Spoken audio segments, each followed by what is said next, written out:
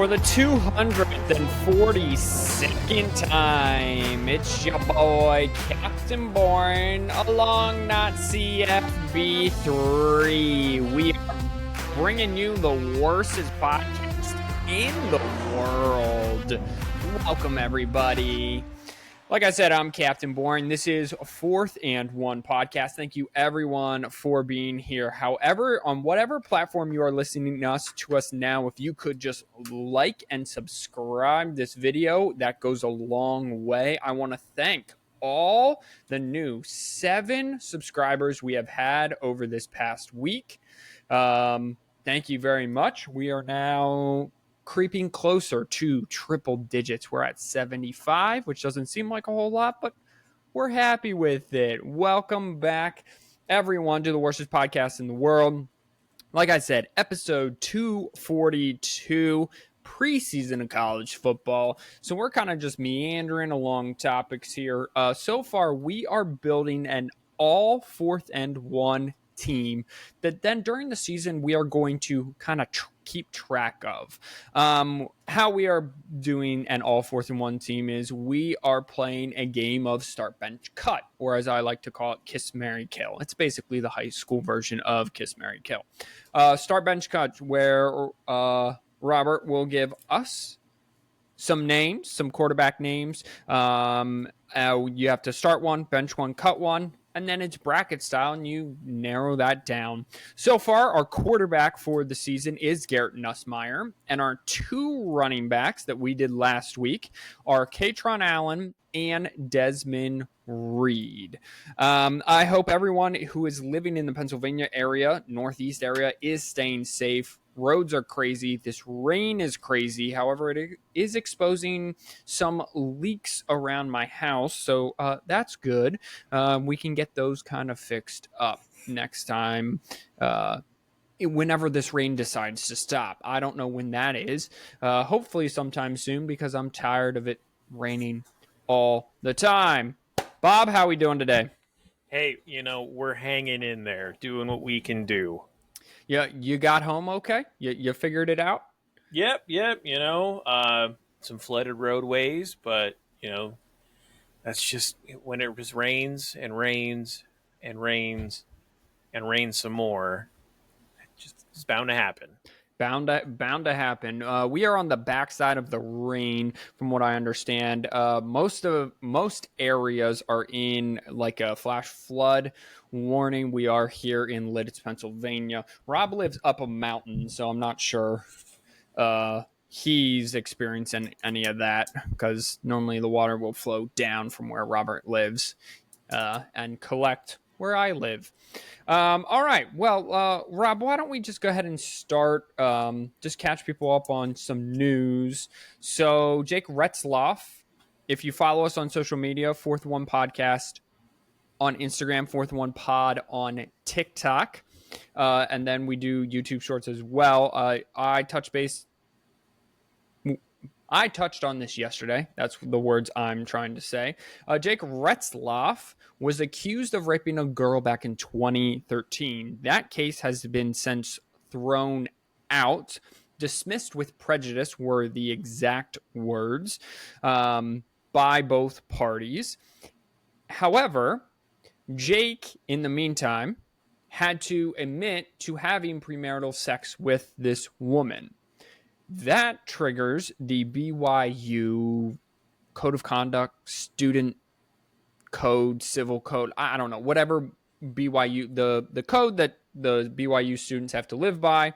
And he was going to face a 7-game suspension.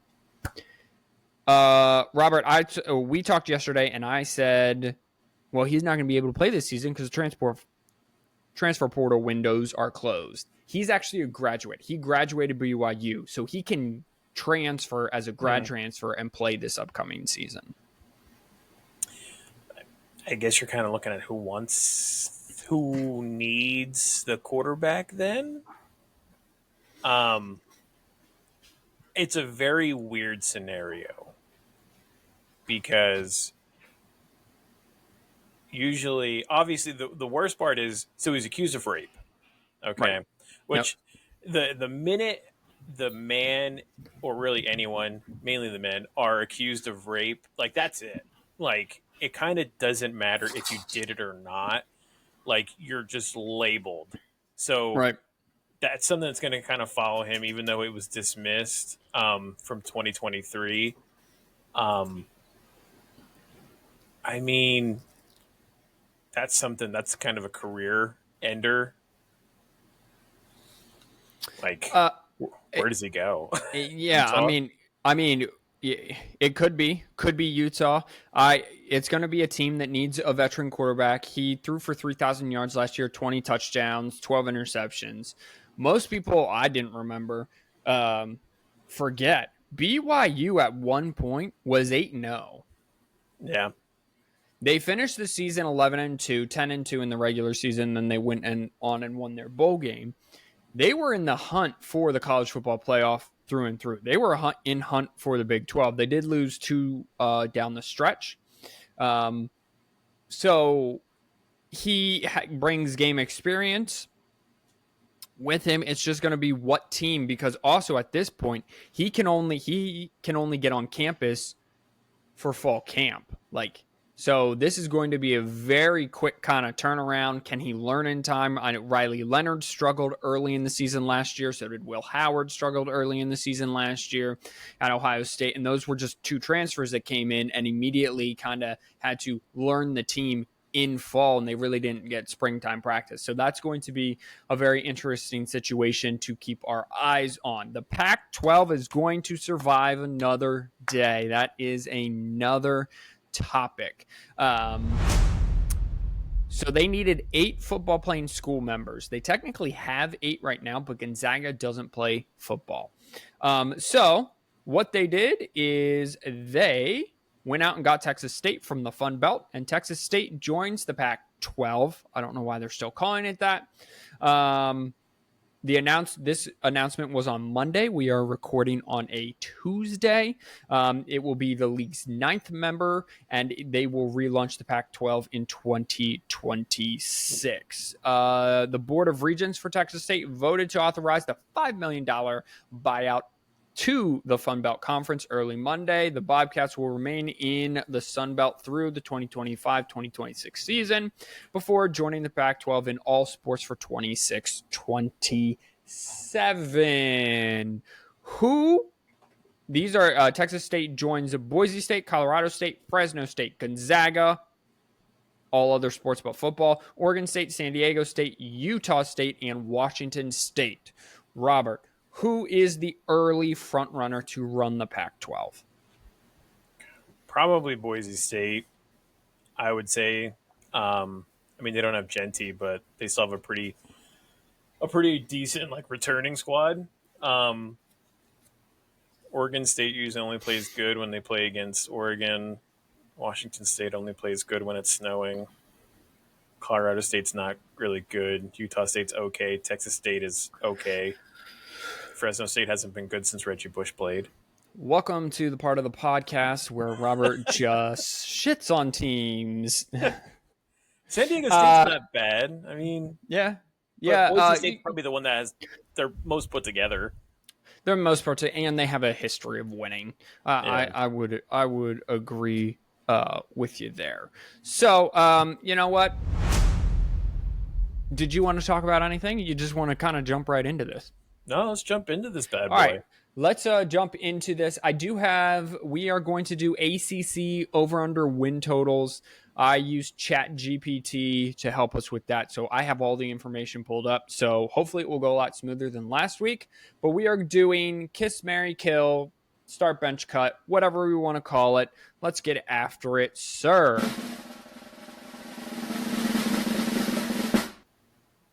All right. So we got wide receivers this week. Okay, great. Okay. Now I know there might be some that you are not familiar with. I tried to choose like the ones that we've at least heard of pretty frequently. Okay. But so let's go. I have the first group here. I figure we can keep. Do we want to keep? This is the only part I didn't really iron out. Do we want to keep 2 like we did with the running backs? I think that's smart. Yeah, the skill Okay. positions keep 2. Yeah. Okay. So the first group should be a relatively easier group, but we have Okay. Jeremiah Smith, Yep. Elijah Sarow from Indiana, Okay. I don't know where and he was previous. Was he at that Indiana I last year? don't I don't think he was at Indiana originally.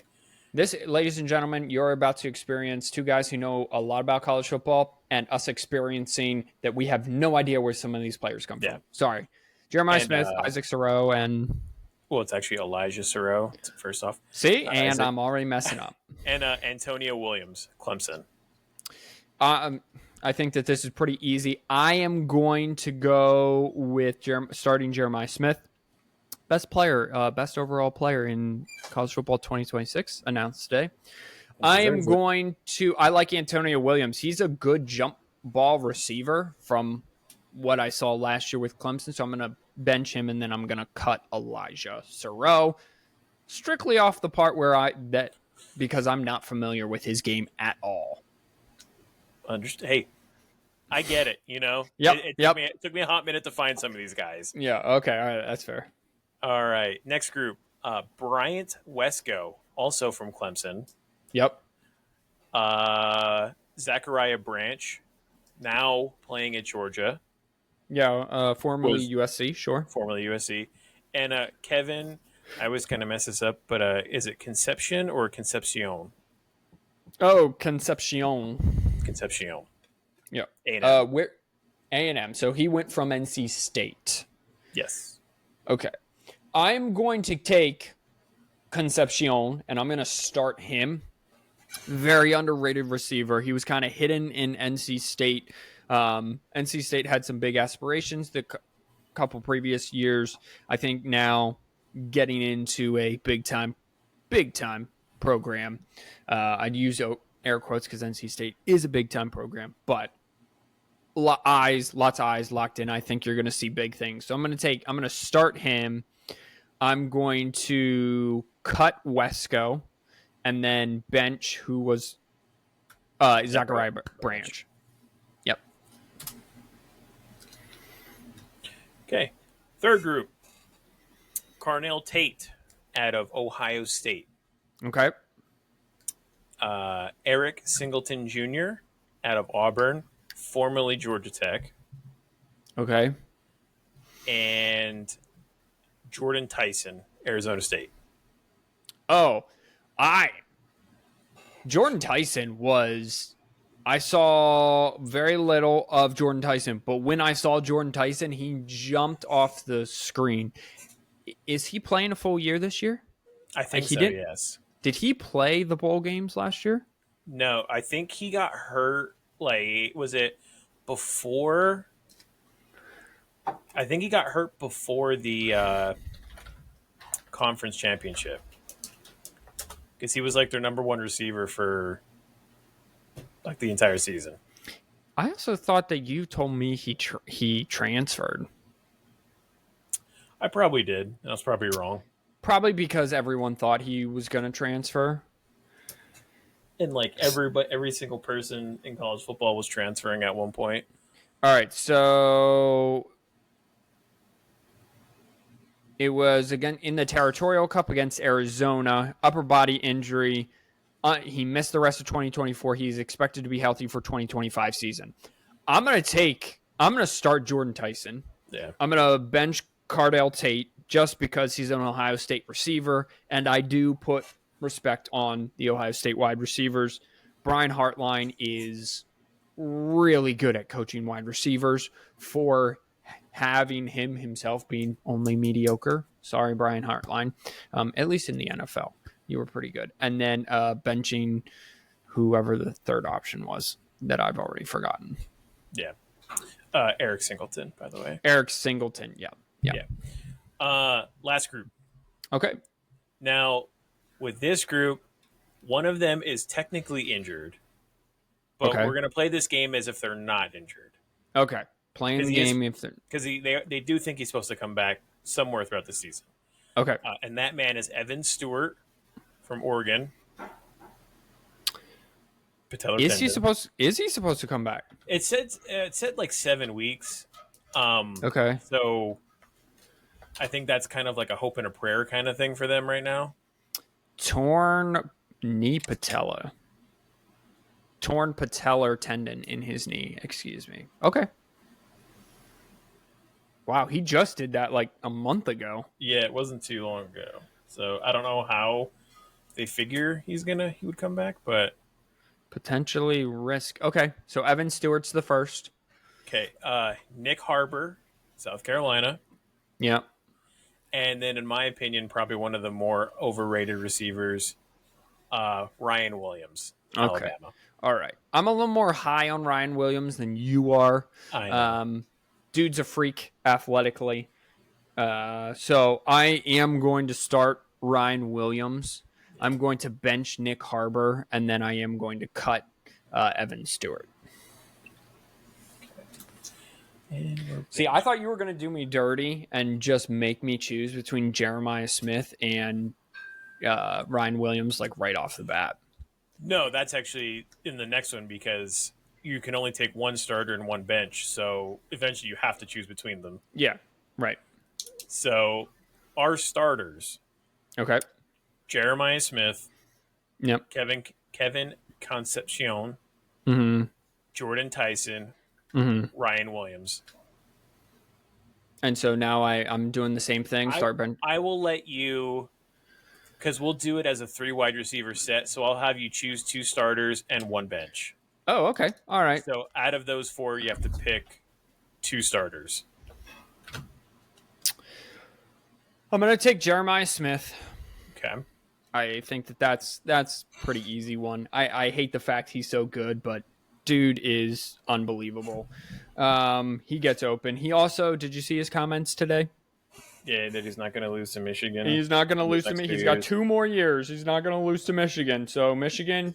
So he has to beat them both years because if he only beats them 1 year, yeah, it's the like fan base is going to let him hear about it. Even if he somehow beats them both years, fan base is going to let him hear about it. No matter what, the fan base, he gets it. So yeah. So I'm going to take Jeremiah Smith. My wide receiver 2.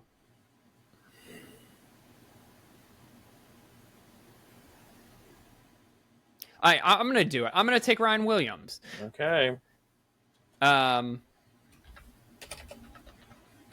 Again, he's able to track the ball and high point the ball very well.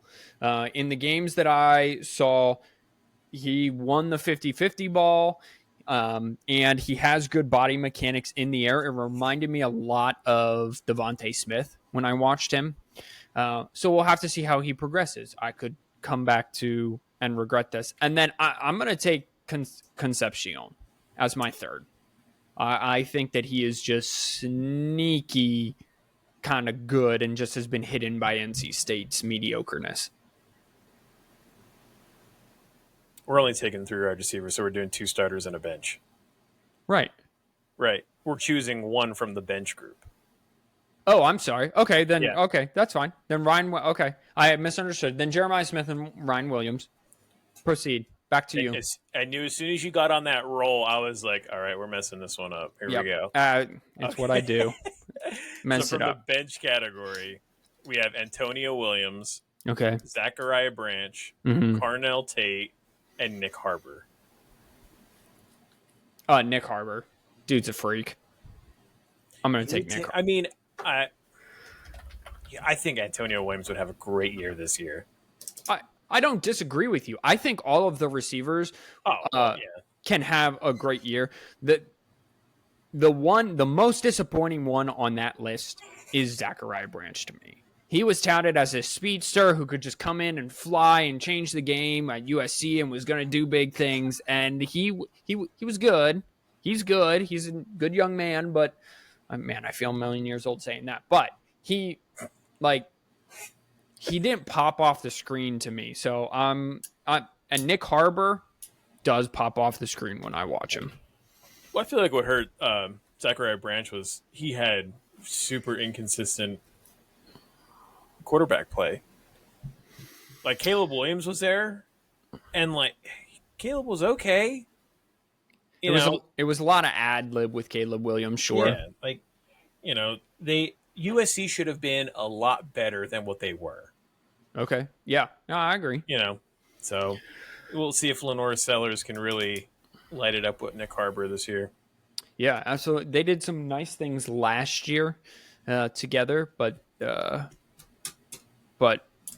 we'll have to see if another year kind of together does anything. Would you have done anything different? Probably. I feel like I would have added Eric Singleton in. Okay. I forget what group I had him in, but I kind of like him down at Auburn with the who did they? It was Jackson General, Arnold. Yeah, Jackson Arnold. I was gonna say General Booty. That's an old one. But I kind of like that because I feel like that offense might really start clicking. But I mean, yeah, Nick Harbor's good. Like that's it. I mean, if we're gonna have someone on our bench, I guess it would be good to have Nick Harbor because he is like a really big receiver. General Booty's at Louisiana Monroe now, just so you know. He was born in 2002, just to make everyone on this podcast feel even older than what we already feel. I personally would have also taken Jordan Tyson over Ryan Williams, but that's just because I feel like you probably couldn't go wrong with those picks either. But I would like to look up stats because I am curious to see how Ryan Williams finished because he had an electric start to the season, especially in that game against Georgia. It died off because that's why I started saying like, okay, he might be a little more overrated than what people are. Everyone was like really into him. He finished with like 800 some yards and maybe double digit touchdowns, like somewhere between 8 and 12. But like, you have to remember, he also had a really bad game against Michigan. Yeah, I mean, yeah. Well, so did Jeremiah Smith. So, Yeah. So Jordan Tyson did finish. Now he didn't play the last couple games. He finished with 1,100 yards and 10 touchdowns. So I will give you that. Elijah Surratt did finish with almost 1,000 yards and 8 touchdowns. Because again, that's just for me. I didn't put enough respect on his name. Was that at Indiana? I don't think so. According to yeah, Was that it? was at Indiana. And then Ryan Williams finished 57th in the country, 865 and 8 touchdowns. So the touchdowns were there. Yeah, and you have to look at it like he had a terrible month of November. The month of November, he had 2 catches, 3 catches, 2 catches, 3 catches, and never went over 55 yards receiving. I guess you have to start looking at, it was a very down second like that month. I'm pretty sure they played Oklahoma in November, didn't they? That was 2 catches for 37 yards. He did have a touchdown, a 50-yard touchdown taken away in that game. Yeah. So I wonder, I mean, and then Milroe kind of like fell apart in that whole. Alabama in general kind of fell apart. They really went to Milroe's running ability. Yeah.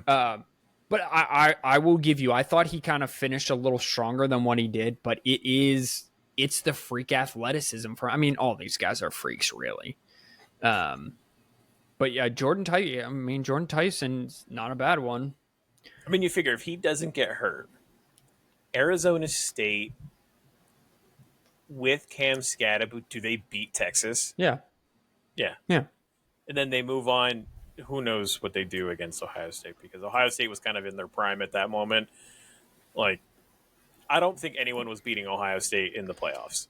Probably not. They finally found that like clicking motion. Yeah. So it probably would have been a good game. I agree. The number one, would you like to guess who led college football last year? It was a guy from Bowling Green. You are correct. Because I thought it was Nash from San Jose State. Because I said that when Jeremiah Smith won the Bolitnikoff, I said, but he's not technically the best receiver in college football because Nash was ahead of him at that time. And then that guy from Bowling Green had like a crazy game for the final game of the season or whatever to get above everyone. So Harold Fannin Jr., 117 receptions for 1,500 yards and 10 touchdowns. He entered the draft and he went from Bowling Green. He had to drive about 2.5, 3 hours east to Cleveland, where he was drafted in the 3rd round. His birthday is in July. It's in 19 days. So happy birthday, Harold. Yeah, so I would not have. I thought it was also Nick Nash. Is Nick Nash still at San Diego? Nope. Nick Nash was drafted by the Atlanta Falcons. So, okay, it has Fannin as a tight end for the Browns. He wasn't played, a tight. Yeah, was he a tight end for Bowling Green? Yeah. Wow, that's crazy. Because I remember someone saying that everyone was at that point. Tyler Warren was doing his thing, right? Who finished 7th in receiving, and I remember an analyst going, I don't even think Tyler Warren's the best guy, like tight end in the country. And they mentioned this Harold Fannin. Yeah. Travis Hunter finished 5th with 1,200 receiving yards and 15 touchdowns. So wasn't even the best wide receiver. Just throwing that out. Wasn't the best wide receiver, and he wasn't the best corner, but yet he was the Heisman. Yep. All right. Alrighty. Well, that was a fun game. So far, just to remind everyone, our quarterback is Garrett Nussmeier. Our 2 running backs are Katron Allen and Desmond Reed. Our 3 wide receivers are Jeremiah Smith, Ryan Williams, and Nick Harbor. And we'll kind of give you weekly updates on these people. I think that's the way to go. It'll at least make us kind of look around a little bit college football. But another way to look around college football is to get everyone started with some over-under win totals. This time we are doing the ACC. Last week we did the Big 12. We had about 50-50 split over-under. I had Texas Tech. FanDuel has no one in the Big 12, Rob, going over 8.5 wins. Like, that's the highest. Really? Not even Arizona State? Arizona State was 7.5. The highest, 8.5, being Texas Tech. Yeah. Well, okay. I do recall when the transfer portal. They hit the transfer portal hard. They prepped for like 10 months before it was open or something like that. Yeah. They grabbed everybody out of that. Yeah. So, we'll have to see. I think West Virginia is at like 5.5. I like that under a lot. OK State is also like 4.5 or 5.5. I forget. And I'm like, oh, that's got to be an over for OK State. But we'll see. All right. So let's dive right in. Do you want to start at the bottom or the top? You want to start at the least over-under projections or most over-under projections? Let's do least. Okay. We will start at least. I also had ChatGPT write this for me, and I did fact check it to the best of my abilities. I will give you the school. I will give you the FanDuel projection. Shout out FanDuel, sponsor us. FanDuel projection over under. And then I will give you head coach and projected starting quarterback. And that is as of right now. So these can change. All right. So Boston College is currently a 5.5 projection win team. Their head coach is Bill O'Brien, and their starting quarterback, they lost Tommy Castellanos to Florida State, is Dylan Lonergan. I don't know, however you want to say that. And it was 5.5? 5.5. Oh, I like him over. I like him at 6. Okay, so just enough to be mediocre. I love buddy. that. That's how it goes. Let's do this. Boston, BC. Okay. Got to make sure I write these down. All right. Next is Pittsburgh. This one kind of surprised a little bit. Pittsburgh is also projected at 5.5. Pat Narduzzi's coming back. I don't know why ChatGPT has him as the interim head coach. He wasn't fired, from what I remember. Eli Holstein, one of the more highly rated quarterbacks in that system. They kind of went to more of a spread out air raid sort of system. He had a pretty good year last year, but 5.5 for Pittsburgh. What you got for them? Under. Any particular reason there you got them at an under? I'm just kind of looking at it and saying the teams that they're going to beat are the teams that they really should beat, but they kind of have a pretty tougher backside of the schedule. Notre Dame, Miami, Georgia Tech, at Florida State, at Syracuse. So the schedule's definitely not in their favor, but they should beat West Virginia, Central Michigan, and Duquesne. So they'll probably sit at 4, 5. Okay. All right. I like that. All right. I respect that. Syracuse, speaking of one of Pittsburgh's opponents, they will face off October 18th, is also sitting at 5.5. Fran Brown is the head coach. They lost Kyle McCord to the NFL draft. If he would have returned, I felt like Syracuse probably would have been one of the favorites in that, considering they won, I want to say 9 games last year. Quarterback. This competition is still wide open, so it's going to be a brand new quarterback. What you got on Syracuse? What was the over under? 5.5. 1, 2, 3, 4, 5. That's going to be a close one because they're going to be another team that's going to be either 5 or 6 wins. I'm going to say they're going to go under, and they're going to have 5 wins. They got a tough first game here. Tennessee? Yeah, Tennessee. It's one of those games where you're going to be like, okay, what do we have here? And it's going to be a tough game for Tennessee as well, because Tennessee's also breaking in their new quarterback.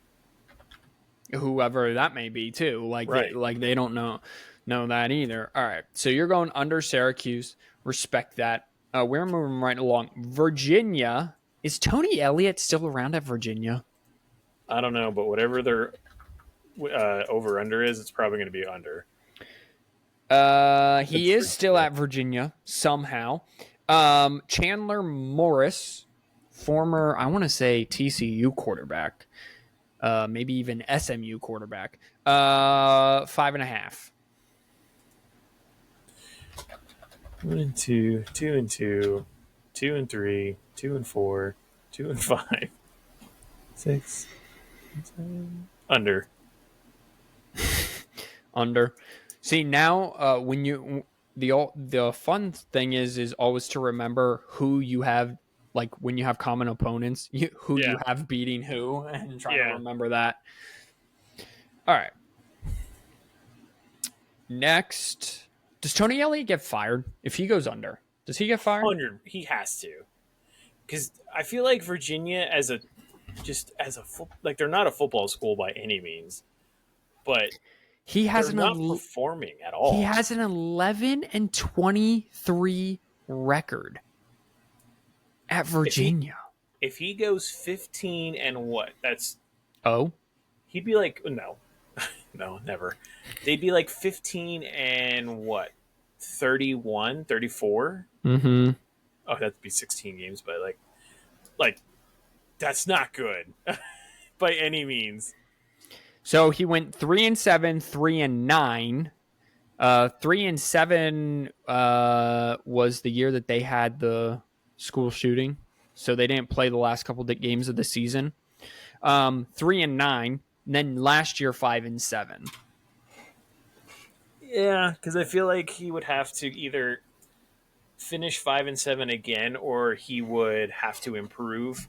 So if he finishes worse than that, yeah, I mean, you got to start. At least it's got to put him like right on the hot seat. I don't know how Pat Narduzzi's keeping his job if he doesn't win like 8 games this year either. Because Pitt's just been so up and down, and maybe they're at a point in the program where, as long as they're relevant in terms of Yeah. making bowl games and beating rivals and stuff, they're all right with that. All right, let's move along to Wake Forest, who is breaking in a new head coach. That is Jake Dickert. Comes from Washington State. His quarterback will be Robbie Ashford, who had a stop at Auburn. I want to say Robbie Ashford. Their over under for you to calculate while I'm looking up Robbie Ashford is 5.5. Over. They actually have a pretty. He was at Auburn, by the way. They actually have a pretty like favorable schedule in reality. I mean, What's their schedule? Kennesaw State, Western Carolina, home against North Carolina State, home against Georgia Tech, at Virginia Tech, at Oregon State. That's the rough one because you're traveling all the way across the country. Home against SMU, at Florida State, at Virginia, home against North Carolina, home against Delaware, and then at Duke. You could probably rattle off 6-7 wins there. Depending on how good Robbie plays. Yeah. Virginia Tech is manned by Brent Pry, Kyron Drones, second season starting. We are now in the 6.5 club. Va Tech, Blacksburg, 6.5. Brent Pry, I don't know how long he's been there, but what you got for the Hokies? And they're at 6.5? Yeah. Under. Because they would be the school that'll finish at 6 wins. And they would need to either beat Florida State or Miami to get that 7th win. Virginia Tech, he went 3-8, 7-6, and then took a step back last year. So he went 6-7. So he teeters right around 500.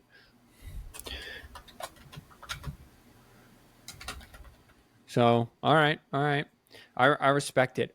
Duke, Manny Diaz, second season here. Darian Mensah comes in from Tulane. Duke is spending for Duke football quite a bit in transfer portal, bringing in Darian Mensah being one of them. They are also at 6.5. I'm going to go over. I thought that Duke had a pretty good season last year. They did because they had Malik Murphy last year. I think it wasn't like a very good. I think it was like an okay season, wasn't it? I'm looking now. They went 9-4 last year. Yeah. With the Murph. All right.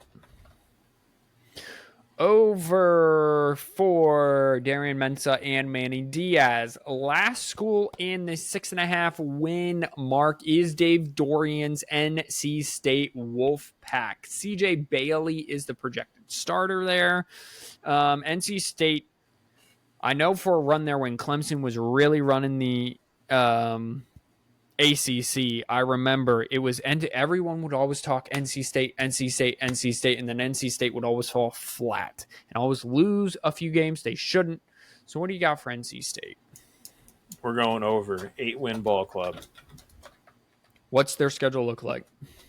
Not great, but they get East Carolina at home to start the season. Then they get Virginia at home, at Wake Forest, at Duke, home against Virginia Tech, home against Campbell, at Notre Dame, which should just be like a beatdown in reality, at Pitt, home against Georgia Tech, at Miami, home against Florida State, home against North Carolina. So what gives you the confidence that they're going to win 8 games with that schedule? Well, a lot of it's because I feel North Carolina State usually does start off the season pretty strong. As long as they're healthy. So I figure if they get through their first 4 games, they're sitting at 3-1, 4-0. Virginia Tech and Campbell. Virginia Tech's a toss-up, so I just gave them the win there, 5-0 or 5-1. Campbell 6-1. Notre Dame's a loss. At Pitt, you easily can win that game. Georgia Tech's going to be an iffy game. At Miami's kind of tough. They should beat North Carolina and Florida State. Again, you're playing them at home in November. Florida State is kind of one of my dark horses to win the ACC. ACC. So you're kind of looking at Florida State probably is going to be ranked at that time. So it's already an 8 o'clock game. So North Carolina State steals that one late, ruins the season. So the last three teams on NC State's schedule are the next three teams for us. Yeah. Georgia Tech is at 7.5 projected. Brent Key returning man there. Haynes King coming back. They had a tremendous game to finish the season Black Friday against Georgia. It was a 9 overtime thriller of a game. Really thought Georgia Tech kind of outplayed Georgia there. But they weren't able to pull it off. So 7.5 for Georgia Tech. 7.5 is pretty good, actually, because they're either going to be. I think they're going to go.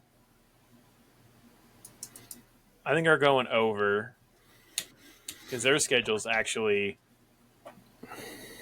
pretty not easy, but more favorable than what most of them are. So I could see them at 9 wins in reality. Do you want to know schedule? Yeah. All right. At Colorado to start the season, 8 p.m. game. I'm also going off that Haynes King does not get hurt this year and has an excellent running season and throwing. Yeah, that derailed him kind of last year. They get Gardner Webb at home. They get Clemson at home at noon. Also could be they could pull that win off. Sleepy kick there. Yeah. In Atlanta. Then they get Temple at home, at Wake Forest, home against Virginia Tech, at Duke, home against Syracuse, at North Carolina State, at Boston College, Pitt at home, and then the 3:30 kickoff for home against Georgia. Dude, that schedule's not terrible. No, that's what I mean. Like they could very easily go 10-2 as well. Yeah, like their first 3 games, they can either be 2-1 or 3-0. I don't really see them. I don't see them going 1-2. I don't see them losing to Colorado and Clemson. I think they'll beat Colorado. I don't really have faith in that. I think they'll beat Colorado. Yeah. And then you get Clemson at noon, September. You can beat them. Anyone's beaten on any given Saturday. I know the movie's any given Sunday, but you are kind of correct there. Especially, is Atlanta an hour behind us? So is it like an 11 kick? No, Atlanta's in the same as us. All right. Well, I don't know geography. I don't know. It's an East Coast, man. Yeah, there are lots of things in the East Coast. It doesn't switch until the very end portion of the Panhandle of Florida. That's a good way to remember that, I suppose. Okay. All right. Fair enough. Florida State. Speaking of the Panhandle, Florida State, which Tallahassee isn't in the Panhandle, but, the state of Florida. Mike Norvell, disastrous season after back-to-back 10-win seasons. Disastrous season last year. I think they won 2 games, maybe 3 last year. They are projected 7.5 wins. They get BC's quarterback, Thomas Castellanos, run a dual threat. They also get Gus Malzahn coming in to run the offense and be the offensive coordinator. So what you got for FSU? I have them over. Okay. I have them, and this is gonna end up being like my Kansas of last year. Oh, sure. Of potentially winning the ACC. I could see them at 10, 11 wins. All right, hit me with the schedule and let me see what I get. Okay, so we're going to start off the season 0-1 because they get Alabama at home.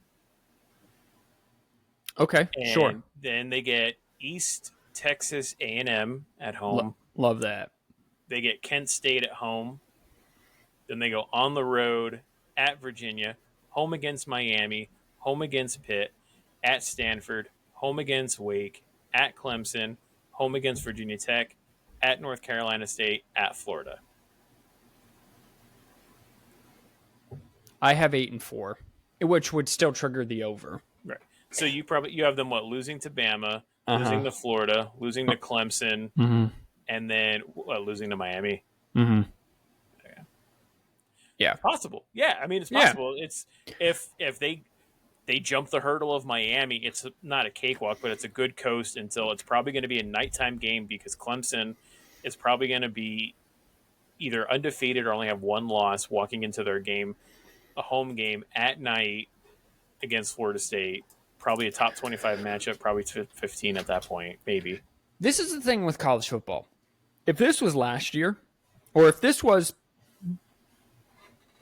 pre-NIL transfer portal, this is an easy under because you're not rebuilding this overnight.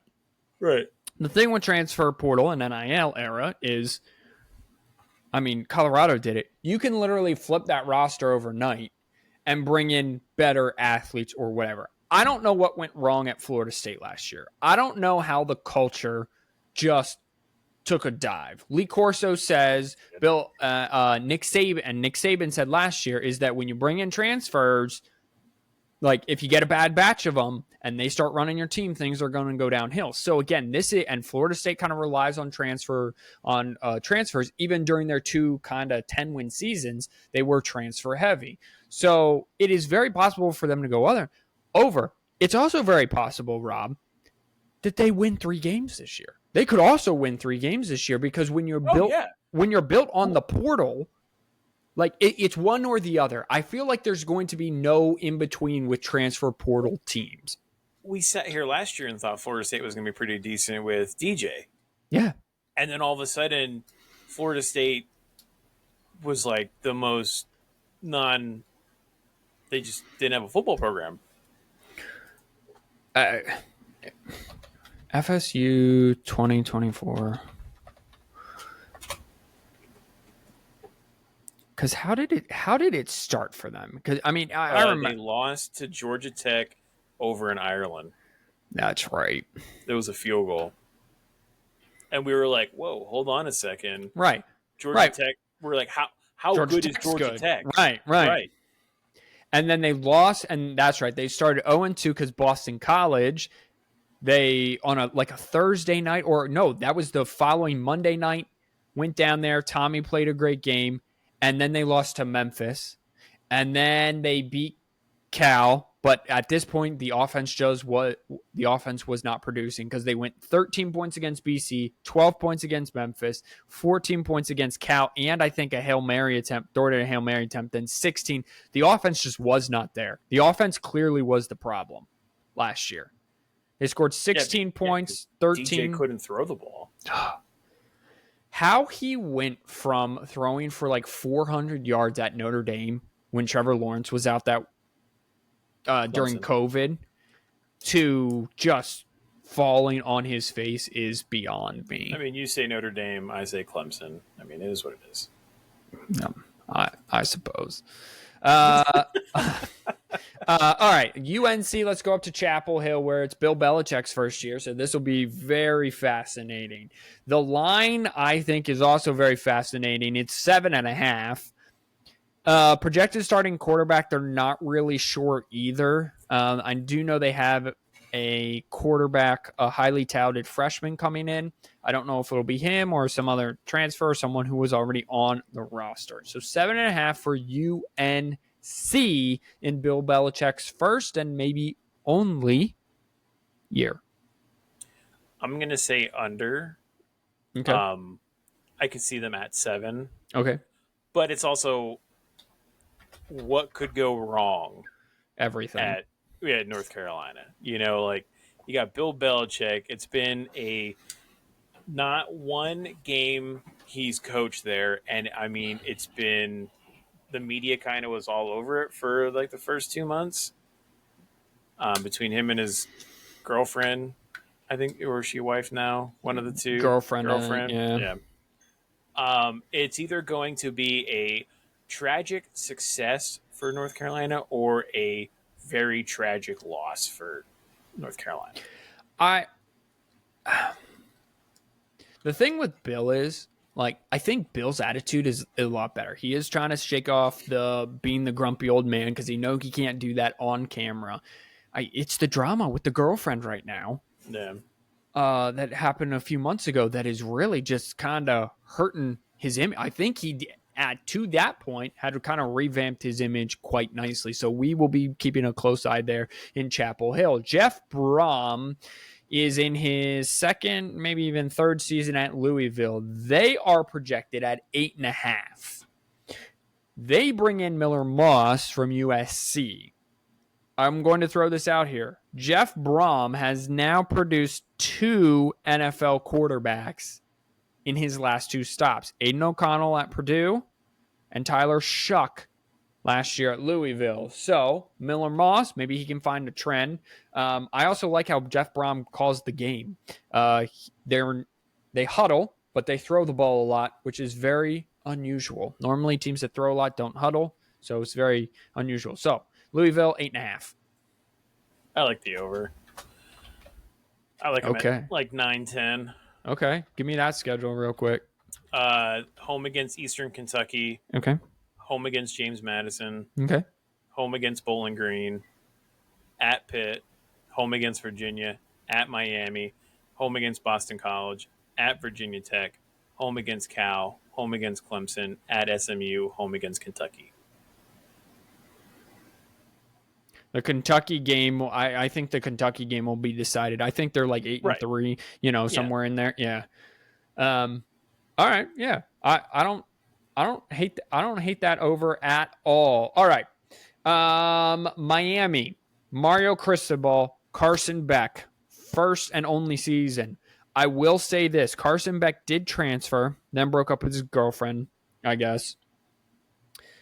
Transferred to Miami because his girlfriend went to Miami, then broke up with his girlfriend. So who knows what's going on? Here's the thing with Carson Beck: UCL in the SEC title game, right?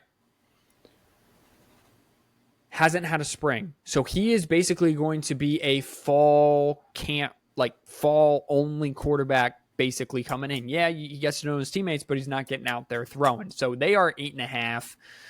What you got for the Hurricanes? 8.5. Holy smokes. I'm gonna say under, and I'm gonna say it's gonna finish around 8. Okay. Because I have them at 8-9. So okay. It's like, it's of course one of those deals. But do you want the schedule? Yeah, I'll be the tiebreaker here. Home against Notre Dame. Home against Bethune. Home against South Florida. Home against Florida. At Florida State. Home against Louisville. Home against Stanford. At SMU. Home against Syracuse. Home against North Carolina State. At Virginia Tech. At Pitt. Yeah, I mean, I think they lose SMU. That's kind of the game that I think that's the game where, because I have them losing Notre Dame, Florida, Florida State, and Louisville. And at SMU, I think is the one where it's going to either push them to that 5th, obviously for the 5th loss, or keeps them at 4. Wait, who do you have them losing to again? Notre Dame, Florida State, Louisville. See, I have them losing. I have them beating Florida State. That's the only difference that I have. So I do have them at 9. So they'll be a very interesting one. All right, now a team that I have Miami losing to is last year's ACC runner-up who made a just terrific comeback in the ACC title game and then lost on the longest field goal in ACC championship game history, and that would be the SMU Mustangs, who are basically playing for no TV revenue still. They raised all that money to join the ACC. They get no TV revenue. Rhett Lashley and Kevin Jennings coming back. Bad way to end the season against Penn State. Offense did not look right. Their over-under, Bob, is 8.5 as well. What do you got for the Stangs of SMU? I like the Rover. I like them at 10. 10. Okay. So they're cute. Rhett Lashley, if they win 10 games, he's going to have like 3 straight seasons, 10 wins. He's got something going there in Dallas. Yeah, they kind of have like the weaker portion of the ACC schedule. in Okay. my opinion. Who do they got? So they open up the season against East Texas A&M, which Yeah. apparently is a pretty common opponent in the ACC. It I appears. clearly. Home against Baylor, at Missouri State. Oh, I did see that. Yeah, that is weird. Yeah, that's wild. So, is SMU paying Missouri State to go there then?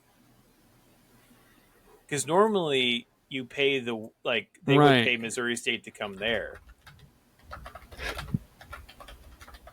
But then they have at TCU, home against Syracuse, home against Stanford, at Clemson, at Wake Forest, home against Miami, at Boston College, home against Louisville, and then at California.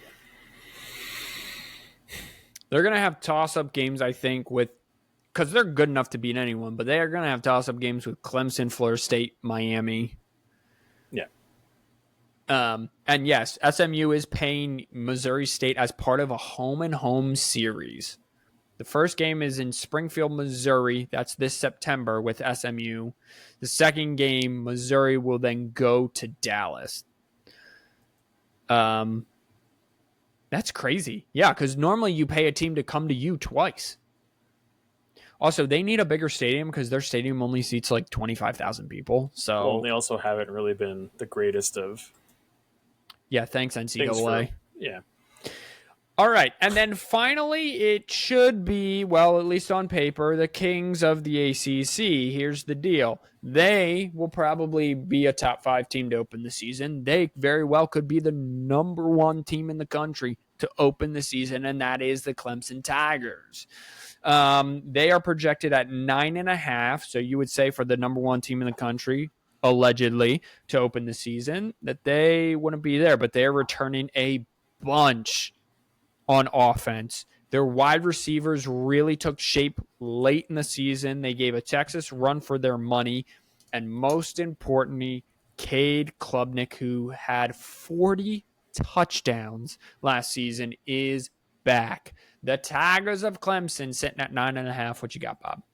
I'm going over. Is that an easy over for you? Yeah.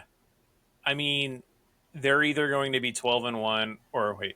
There's 12 games? 2, 4, yes, there are 6, 12 games. Yeah, 11-1 or 12-0. Okay. In my opinion. Who's their non-con?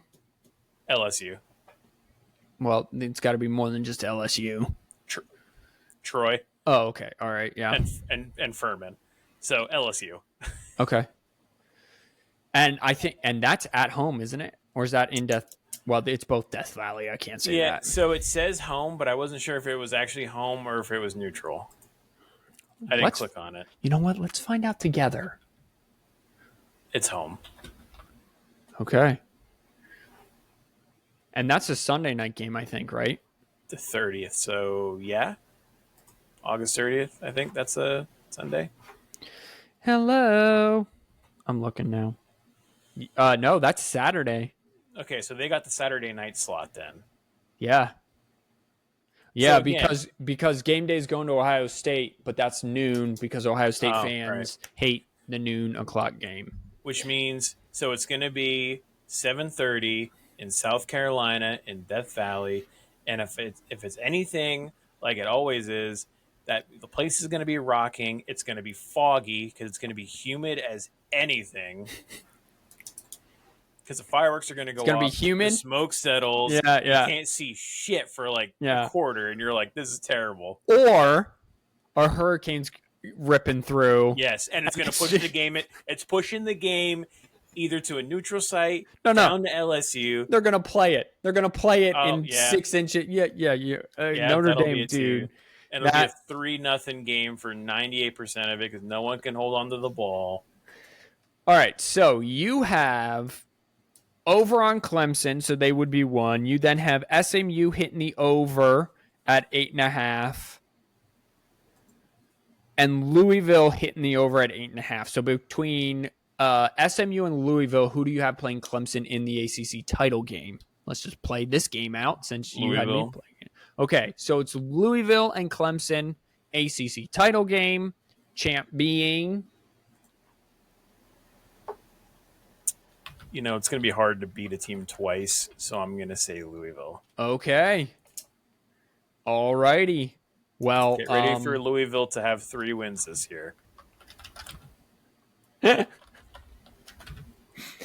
That's basically how it goes on this podcast because, guys, we're the worstest podcast on the internet. This has been a terrific hour. I had a lot of fun. Make sure you follow us everywhere you can find us. Wash your hands, you filthy animals. Go check out On the Top Club Carlos, who is our sideline reporter. Peace out.